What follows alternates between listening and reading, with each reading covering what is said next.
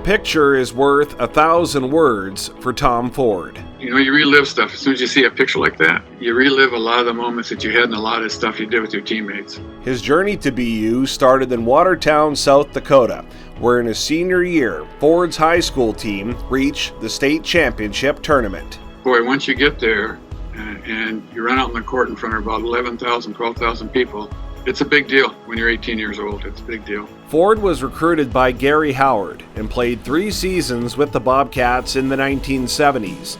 His role was that of an unsung hero, but in January of 1973, he stepped into the spotlight, sinking 2 free throws with 22 seconds left to give BU a 69-68 win against the Manitoba Bisons, the Bobcats' first ever victory over their provincial rival. It certainly was a highlight of my career because I'm a slugger. I just get in and you do stuff, and when you get that chance and you make the most of it, it feels pretty good. Ford would follow his mentor Howard out west, where he helped coach the Calgary Dinos from 1977 to 1981. During that time, he found his true calling, assisting mentally impaired adults with their communication skills. What did you find was the most rewarding part of that experience? Understanding that small gains are great gains. He then joined the Calgary Board of Education, working with troubled youth, and also served on the critical incident response team. You don't really know what's inside you until you're put in that position. In the early 2000s, Ford briefly got back into coaching, but his greatest source of comfort was watching his family excel in sports. Son Todd played in the Western Hockey League, and in 2002 was drafted by the Toronto Maple Leafs. They took a break between the second and third round. Andy Murray came up and sit with us for a while and talked to Todd. Said, I think you're going to go pretty soon.